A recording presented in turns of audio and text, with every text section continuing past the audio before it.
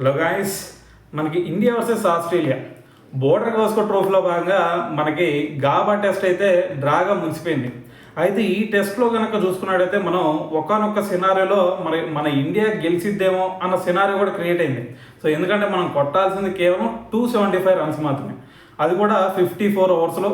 So మరి ఇటువంటి సిచ్యువేషన్లో మరి ఈజీగా గెలిచేస్తాం అనే సినారియో అయితే మనకుంది. ఎందుకంటే అందరూ క్రికెట్ ఫ్యాన్స్, ఇండియన్ ఫ్యాన్స్ అందరూ కూడా అనుకుంది అదే. 275 రన్స్ అంటే ఈజీగా మన ఇండియా వాళ్ళు కొట్టేస్తారు. సో ఈజీగా మరి గాబా టెస్ట్ కూడా మన జేబులో వేసేసుకోవచ్చు అని చెప్పేసి అందరూ అనుకున్నాం. కానీ అక్కడ జరిగింది ఏంటంటే మరి వర్షం కారణంగా మరి వరుణ్ దేవుడు అయితే మరి మన మీద కరుణ చూపించకూడదు అనుకున్నట్టున్నాడు. సో మరి వర్షాత్మం అయిపోయింది. దాని తర్వాత మ్యాచ్ మొత్తం రద్దయిపోయింది. సో రిజల్ట్ చూసుకుంటే మరి డ్రాగా ముగిసిపోయింది. అయితే మరి దాని గురించి మాట్లాడుకునే ముందు ఫస్ట్ మనకి రవిచంద్రన్ అశ్విన్. సో అశ్విన్ చూసుకుంటే ఇప్పుడు రిటైర్మెంట్ ప్రకటించాడు. సో దాని గురించి అయితే ఈ వీడియోలో మాట్లాడదాం. సో దానికంటే ముందు మరి ఈరోజు మ్యాచ్ సినారియో కనుక ఫస్ట్ చూసుకుంటే, సో నిన్న ఆల్రెడీ మనకి ఇద్దరు బౌలర్స్ గ్రీజ్లో ఉన్నారు. అటువైపు బుమ్రా, దాని తర్వాత ఆకాశ్దీప్. సో వీళ్ళిద్దరు ఈరోజు చూసుకుంటే ఇంకా 8 రన్స్ మాత్రమే జోడించారు ఆ రన్స్కి. టోటల్గా 260 రన్స్కి మన వాళ్ళు ఆల్అవుట్ అయిపోయారు. సో అయితే మరి మన బుమ్రాకి, ఆకాశ్దీప్కి చూసుకుంటే మరి ఎంతసేపు అయినా వాళ్ళు బ్యాటింగ్ ఆడతారు, మళ్ళీ వాళ్ళే వచ్చి బౌలింగ్ వేయాలి. సో అందుకని చెప్పేసి ఒక 8 రన్స్ కొడతారు అబ్బాయి, సో తర్వాత మేము వెళ్ళిపోతాం, మరి బౌలింగ్ వేస్తాం అని చెప్పేసి వాళ్ళు బౌలింగ్కి వచ్చేసారు. దాని తర్వాత ఆస్ట్రేలియాలో బ్యాటింగ్ వచ్చేసారు. అయితే మరి ఆస్ట్రేలియా బ్యాటింగ్ వస్తుందంటే మరి అల్లాటప్ప కాదు ఆస్ట్రేలియా అంటే. సో వాళ్ళు ఏం చేసినా ఒక ప్లానింగ్ పద్ధతి ఒకటి ఉండిద్ది వాళ్ళకి. సో అటువంటి స్ట్రాటజీతోనే ఈరోజు వాళ్ళు వచ్చారు. అసలు మరి వాళ్ళు యూజ్ చేసిన స్ట్రాటజీ ఏంది భయ అంటే, వాళ్ళు ఫస్ట్లోనే మీకు అర్థమైంది ఇది కవాజా బ్యాటింగ్ చేసేటప్పుడే. కవాజా ఎప్పుడైనా చూసుకుంటే టుక్ అని సింగిల్ తీసుకుంటానే ఉంటాడు. కానీ ఈ రోజు చూసుకుంటే మనోడు వచ్చి రాగానే 2 4 కొట్టినట్టున్నాడు. సో 8 రన్స్ కొట్టాడు. సో దాన్ని బట్టి మనకు అర్థమైంది, అబ్బాయి అర్థమైంది. సో వీళ్ళు ఫస్ట్ కొంచెం అగ్రెసివ్ మోడ్లోకి వెళ్ళి దాని తర్వాత కొంచెం ఒక టార్గెట్ పెట్టేసి మళ్ళీ మనం బ్యాటింగ్ పిలవాలని చూస్తున్నారు అని చెప్పేసి అక్కడే అర్థమైపోయింది మన వాళ్ళందరికీ. అయితే మరి దాని తర్వాత చూసుకుంటే మరి ఒక అగ్రెసివ్ మోడ్లోకి వెళ్ళబోతున్నాడు కవాజా. సో మరి వాళ్ళు అగ్రెసివ్ మోడ్లోకి వెళ్తే మరి మన వాళ్ళు కూడా అగ్రెసివ్ మోడ్లోకి వెళ్ళాలి కాబట్టి సో బుమ్రా వచ్చాడు. సో బుమ్రా తప్పన ఒక వికెట్ వికెట్ సో వెళ్ళి పెవిలియన్లో కూర్చున్నాడు. సో అయితే దాని తర్వాత మరి ఫస్ట్ వికెట్ చూస్తే బుమ్రా. మరి మనకు వస్తున్న ఆనవాయితే కదా, ఫస్ట్ 2 వికెట్స్, ఫస్ట్ 3 వికెట్స్ బుమ్రానే తీయాల్సిందే. సో వేరే బౌలర్స్ ఎవరో తీయరు. బుమ్రా తీసే వరకు, నువ్వు తీసే వరకు మేము తీయవరా అని చెప్పేసి సో వాళ్ళంతే ఉంటారు. సో తెలిసిందే కదా. సో బుమ్రానే ఫస్ట్ 2 వికెట్స్ తీశాడు. ఫస్ట్ కవాజాని పంపించేశాడు. దాని తర్వాత చూసుకుంటే మరి మన లబుషేన్. సో లబుషేన్ గురించి మనందరూ తెలిసిందే కదా. బుమ్రా వచ్చాడంటే నీ పడతాయి లబుషేన్కి. సో మనకి ఫస్ట్ 2 ఇన్నింగ్స్లో చూసుకున్నా సేమ్ సినారియో. బుమ్రా వచ్చాడు అంటే సతికలు పడతాడు. సో మరి మనోడు వేసేది ఏం లేదు, అక్కడ గుడ్ లెంత్ డెలివరీ పెడతాడు. దాని తర్వాత అవుట్ సైడ్ ఆఫ్ స్టంప్ పెడతాడు. సో అది వెళ్ళి మనకి వికెట్ కీపర్ క్యాచ్ లేదంటే స్లిప్ క్యాచ్. సో అదే జరిగేది. సో సేమ్ సినారియో ఈరోజు కూడా లబుషేన్ విషయంలో జరిగింది. సో లబుషేన్ వెళ్ళి పెవిలియన్లో కూర్చున్నాడు. సో దాని తర్వాత వచ్చేసరికి మరి మనం ఇటువైపు 2 వికెట్లు ఫస్ట్ ఆనవాయితీగా తీసి ఇచ్చేసాడు. అయితే దాని తర్వాత వచ్చేసరికి మరి ఇటువైపు బుమ్రా స్పెల్ అయిపోయింది. సో మరి బుమ్రా స్పెల్ అయిపోయింది, మరి మనకి వికెట్లు తీసి ఇచ్చేవాడు ఎవడున్నాడు రా అని ఆలోచించేలోపు మనకి ఒక ఎండ్లో చూసుకుంటేమో మనకి సిరాజ్ ఏమో సరిగ్గా బౌలింగ్ వేయట్లేదు అంటే వికెట్లు ఇవ్వట్లా. సో మరి దాని తర్వాత మరి ఆకాశ్దీప్ వచ్చాడు. ఆకాశ్దీప్ వచ్చి మరి మనోడే కదా దిక్కు ఉంది ఇక. సో ఫస్ట్ ఇన్నింగ్స్లో చూసుకుంటే వికెట్లు అంతా పడకపోయినా బౌలింగ్ మాత్రం మంచిగా వేశాడు. సో అయితే ఇక్కడ కూడా మరి అదే ఇంటెంట్ చూపించాడు. సో దాంతోపాటు వాళ్ళు ఇంకా కొంచెం అగ్రెసివ్గా ఆడుతున్నారు కాబట్టి సో అది కూడా కొంచెం కలిసి వచ్చింది అనుకోవచ్చు. సో మరి మెక్స్విన్ని క్యాచ్ రూపంలో పంపించేశాడు పెవిలియన్కి. సో దాని తర్వాత మళ్ళీ మనకి ఇంకొక వికెట్ తీసి ఇచ్చాడు. అయితే మరి మిచెల్ మార్ష్ వికెట్ కనుక చెప్తే ఖచ్చితంగా ఇది ఆకాశ్దీప్కే క్రెడిట్ ఇవ్వాలి మనం. ఎందుకంటే ఫస్ట్ 2 ఇన్కమింగ్ డెలివరీస్ వేసాడు. దాని తర్వాత ఒక అవుట్ గోయింగ్ డెలివరీ. సో అది కూడా గుడ్ లెంత్లో బాల్ పెట్టి దాని తర్వాత అవుట్ సైడ్ ఆఫ్ స్టంప్ పెట్టి సో ఎక్సలెంట్ డెలివరీ అని చెప్పాలి ఇది. సో ఇటువంటి బాల్లో ఎవరైనా సరే అటువైపు మిచెల్ మార్ష్ ఉన్నా, ఎవరైనా ఉన్నా, విరాట్ కోహ్లీ ఉన్నా ఖచ్చితంగా బాల్కి క్యాచ్ ఇవ్వాల్సిందే. సో మరి అటువంటి ఒక ఎక్స్ట్రాడినరీ బాల్ పడింది. ఫస్ట్ వికెట్ అయితే మెక్స్విన్ అయితే అంత ఇదిగా అనిపించకపోయినా ఈ వికెట్ మాత్రం ఖచ్చితంగా క్రెడిట్ ఆకాశ్దీప్కి ఇవ్వాల్సిందే. అయితే మరి దాని తర్వాత చూసుకుంటే మరి సిరాజ్ ఫామ్లో దిగాడు. సో మీరెత్తరు తీసుకోండి, నేను ఎందుకు తీసుకోండి అబ్బాయి అని చెప్పేసి సిరాజ్ కూడా వచ్చాడు.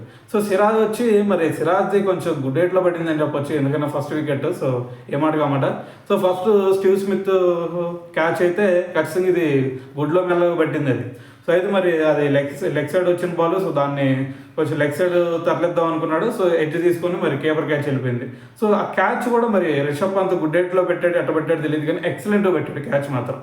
అయితే మరి దాని తర్వాత చూసుకుంటే మరి ట్రావిస్ హెడ్, సో ట్రావిస్ హెడ్కి మరి మనోడికి ఎప్పుడో ఒక వార్ జరుగుతూనే ఉంది కాబట్టి సో మరి ఈసారి కూడా మరి ట్రావిస్ హెడ్ కొంచెం అగ్రెసివ్గా వెళ్ళబోతున్నాడు. దాని తర్వాత సో ఇంకొక బాల్, దాని ముందు బాల్ ఒక షాట్ ఆడాడు, దాని తర్వాత అది ఈ బాల్ కూడా కొంచెం అగ్రెసివ్గా వెళ్దామని చెప్పేసి షాట్ ఆడాడు.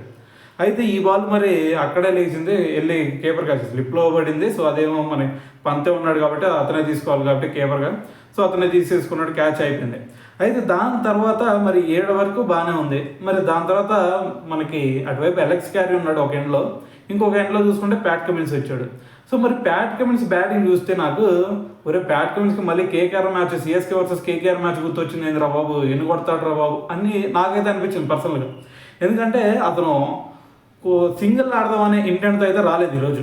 ఖచ్చితంగా 6లో 4లో కొట్టేయాలి, తొందరగా ఈ మ్యాచ్ని మనం డిక్లేర్ చేసి తొందరగా వాళ్ళని రప్పించాలా, ఈజీగా వాళ్ళని అవుట్ చేయాలా అనే ఇంటెంట్తోనే ఖచ్చితంగా ఈరోజు వచ్చాడు.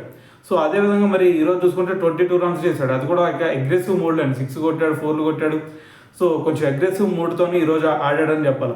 సో మరి దాని తర్వాత చూసుకుంటే మరి బుమ్రా మనోడు ఆగేటట్లేడు, మళ్ళీ సిఎస్కే గుర్తొచ్చినట్టుంది, కేకేఆర్ వర్సెస్ సిఎస్కే మ్యాచ్ గుర్తొచ్చినట్టుంది. సో అలా కాదు మరి బుమ్రాని దించుదామని చెప్పేసి మరి రోహిత్ శర్మ బుమ్రాని తీసుకొచ్చాడు. సో బుమ్రాని తీసుకొచ్చిన తర్వాత మరి మనోడి గురించి తెలిసిందే కదా, ఎటువంటి బ్యాట్స్మెన్ అయినా సరే మనోడి కింద పోయాల్సిందే. సో మరి మనోడు కొంచెం తెలియగా ఏది వికెట్ వేయకుండా అలాగే గుడ్ లెంత్లో బాల్ పెట్టకుండా కొంచెం స్లో డెలివరీతో లేపేద్దాం, ఎందుకంటే మనోడు చూస్తే హిట్టింగ్లా అంటే కొట్టేలాగా కనిపిస్తున్నాడు, కొంచెం అగ్రెసివ్ మూడ్లో ఎలాగైనా సరే 6లు 4లు కొట్టాలి అనే ఇంటెంట్తో ఉన్నాడు. సో మరి అటువంటి సినారియోలో మరి ఎవరు వేసినా అదే సినారియో చూపిస్తాడు కాబట్టి అదే ఇంటెంట్. సో మరి మా బుమ్రా ఏం చేశాడు, తనకి గుడ్ లెంత్ డెలివరీ ఇవ్వకుండా స్లోవర్ బాల్ వేశాడు. స్లోవర్ బాల్ అంటే మనందరూ తెలిసిందే, స్లోవర్ బాల్ని మరి హిట్టింగ్ చేద్దామంటే జరిగేది ఏంది, క్యాచే లేచింది. సో సేమ్ సినారియో ఈరోజు కూడా జరిగింది అదే. సో దాని తర్వాత మరి అతను వెళ్ళిపోయిన తర్వాత మరి ఇటువైపు అలెక్స్ క్యారీ, దాని తర్వాత స్టార్క్. సో వీళ్ళిద్దరు చూసుకుంటే అలెక్స్ క్యారీని చూస్తే ఖచ్చితంగా మళ్ళీ ఆస్ట్రేలియా టీంకి ఒక మంచి వికెట్ కీపర్ దొరికాడనే చెప్పాలి. ఎందుకంటే తను ఆడిన షాట్లు అలాంటివి 2-3 4లు ఏం కొట్టాడు. సో అయితే వీళ్ళిద్దరు ఆడుతుండగానే మరి ప్యాట్ కమిన్స్కి సో ఈ జాల్లే ఇక మరి తనకి 2023 ఓడి వరల్డ్ కప్ గుర్తొచ్చింది అనుకుంటా. సో ఈ గ్రాండ్ అబ్బాయి ఇండియాని అవుట్ చేసేద్దాం అన్న కొంచెం ఓవర్ కాన్ఫిడెన్స్లోకి వెళ్ళినట్టుగా అనిపించాడు నాకు. సో ఎందుకంటే మరి 275 రన్స్ అంటే అది మరి ఇండియాకి చాలా తక్కువ అని అర్థం అవ్వలేదేమో పాపం. సో కొట్టినట్టు ఇది ఈరోజు ఇంకా మ్యాచ్ ఉన్నట్టయితే అప్పుడు అర్థమయ్యేది పాపం. సో ఏదేమైనా సరే మరి వరుణదేవుడు వాళ్ళని కాపాడాడు అని నేను అనుకుంటున్నాను.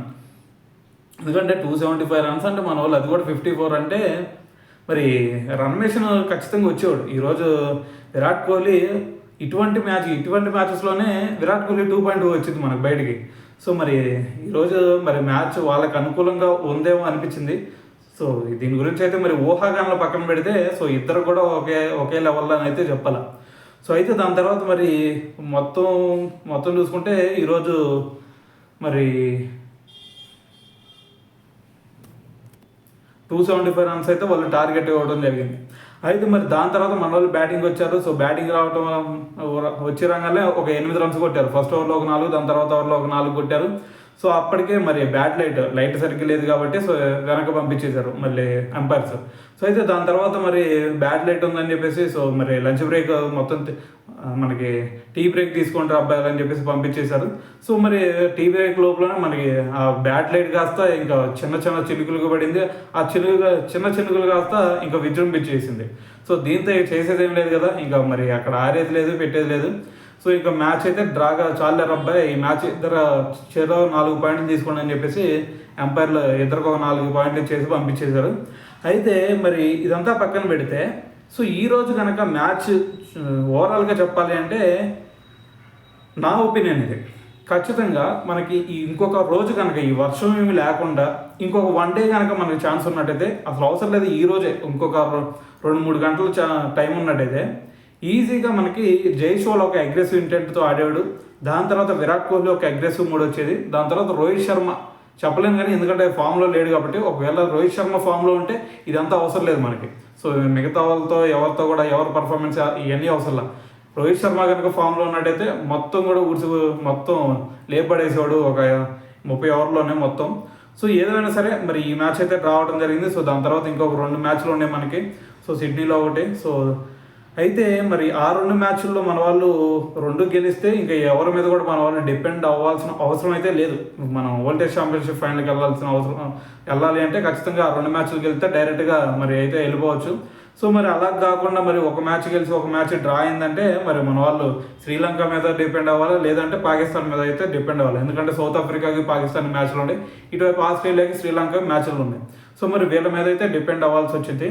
సో ఇదైతే చూద్దాం మరి. అయితే దాని తర్వాత మరి మ్యాచ్ చివరిలో వచ్చేసరికి మనకి అశ్విన్ రిటైర్మెంట్. సో మనకి అక్కడే అర్థమైపోయింది, మ్యాచ్ చివరికి వచ్చేటప్పుడే మనకి విరాట్ కోహ్లీకి అశ్విన్కి మధ్య ఒక చిట్ చాట్ జరిగింది. సో మరి దానికి సంబంధించి విరాట్ కోహ్లీ కూడా తనకి భుజం తట్టడం, దాని తర్వాత వాళ్ళిద్దరు హక్ చేసుకోవడం, ఇలాంటి సినారియో చూసాం. సో దాన్ని బట్టి నాకు కొంచెం అర్థమైంది, ఏంది 39 years వచ్చినాయి కదా, రిటైర్మెంట్ ఏమైనా ప్లాన్ చేస్తున్నాడు, ఏంది సంథింగ్ ఈజ్ గోయింగ్ అని చెప్పేసి నాకు అనిపించింది. సో అయితే మరి దాని తర్వాత చూస్తే మరి ప్రెస్ మీట్లోకి వచ్చిన తర్వాత నేను రిటైర్మెంట్ ఇస్తున్నాను అబ్బాయి అని చెప్పేసి అశ్విన్ చెప్పడం జరిగింది. సో అయితే ఏదైనా సరే మరి మన అశ్విన్ విషయంలో చూసుకుంటే ఖచ్చితంగా ఇటువంటి ఒక స్పిన్ ఆల్రౌండర్నే మనకి, అది కాక మనకి అనిల్ కుంబ్లే తర్వాత ఒక మంచి స్పిన్నర్ ఎవరన్నా ఉన్నారా అంటే ఇండియన్ క్రికెట్ టీంకి, అది అశ్విన్ మాత్రమే. సో మరి అశ్విన్ అయితే ఇప్పుడు మనం మిస్ అవుతున్నట్టు, మరి ఫ్యూచర్లో మనకి మళ్ళీ ఇటువంటి అశ్విన్ దొరుకుతాడా అంటే దాదాపు అసాధ్యం అని చెప్పాలి. ఒక స్పిన్నర్ దొరకచ్చు కానీ ఇటువంటి ఒక స్పిన్ ఆల్రౌండర్ అయితే దాదాపు దొరకడం అసాధ్యం అని చెప్పాలి. సో అయితే మరి ఏదైనా సరే మరి అశ్విన్ మీద అయితే ఒక లాంగ్ వీడియో అయితే ఈవినింగ్ అప్లోడ్ చేద్దాం. సో తన గురించి, తను అచీవ్ చేసింది ఏంది, అసలు తను ఏంది అనే దాని గురించి అయితే మొత్తం ఒక లాంగ్ వీడియో అయితే చేద్దాం. సో అయితే మరి ఈ టెస్ట్ గురించి మీరేమనుకుంటున్నారు అనేది కామెంట్ చేసింది.